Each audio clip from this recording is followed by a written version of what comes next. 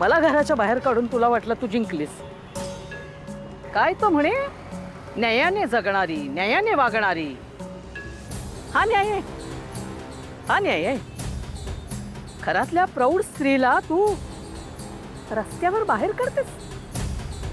अन्नाचा घास असा असा हातातोंडाशी आलेला घास तोही काढून घेतेस. आणि अशीच मला बेवारशी सारखी म्हणून सोडून दिलीस. आणि काय तर सगळ्या समाजासाठी साई भंडारा देणार आहे म्हणे. या या या पुण्य कमवायचंय ना आमच्या अन्नपूर्णेला. या सगळ्यांनी या साई भंडाऱ्याला, सगळ्यांनी या. येऊ दे ना, येऊ दे, सगळ्यांना येऊ देत. या सगळ्या अन्नाचं नाही विषात रूपांतर केलं ना तर नाव नाही सांगणार कामिनी.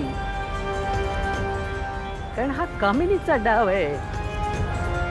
कामिनीचा डाव म्हणजे असा वर्मावर खाव.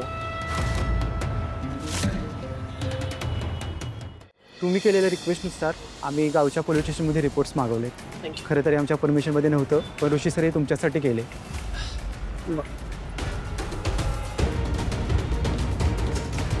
हे बघा, अहो पोलिसांनी दिलेल्या पोस्टमॉर्टमच्या रिपोर्टनुसार वय वर्ष बॉडीचं 60 लिहिलंय. माझी आई एवढी म्हातारी नव्हतीच. एक मिनिट, जरा कॉज ऑफ डेथ बघूया काय लिहिले. पाण्यात बुडून मृत्यू झाला. हे बघा, अहो पाण्यात बुडून मृत्यू झाला या बॉडीचा. म्हणजे ती माझी आई नव्हतीच. एक्सक्यूज मी, मी जो रिपोर्ट तुम्हाला मागवायला सांगितला हा तोच रिपोर्ट आहे ना? हो, हे फाईल मागवताना मी त्यांना फोन करून कन्फर्मसुद्धा केलं, मग त्यांचा मेल आला. कमी असं झालेलं असू शकतं की कदाचित काकूंना गोळी लागली, त्यानंतर त्या दरीत पडल्या, तेव्हा तिथे एखादी नदी असेल, त्या नदीत पडल्या असतील म्हणून त्यांनी असं लिहिलंय. अहो नाही सर, असं कसं बोलताय तुम्ही? माझी आई दरीत पडली म्हटल्यावर तिच्या अंगावर काहीतरी जखम झाली असेल. आणि ह्यांनी दिलेल्या रिपोर्टनुसार कुठं बी जखम नाही.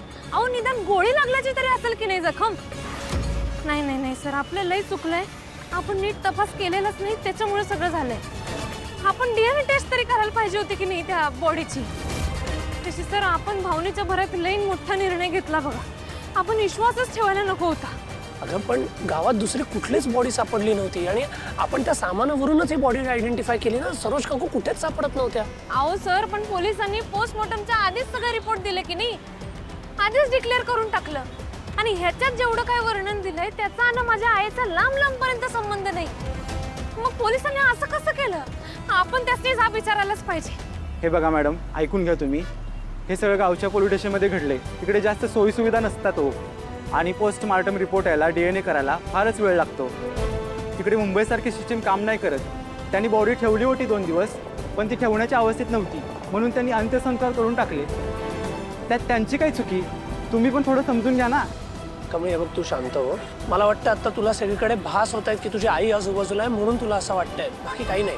अहो नाही ऋषी सर, आधी मला असं वाटत होतं. खरं आता हे रिपोर्ट बघून मला 100% खात्री आहे का माझी आई कुठं ना कुठं तरी जिवंत आहे.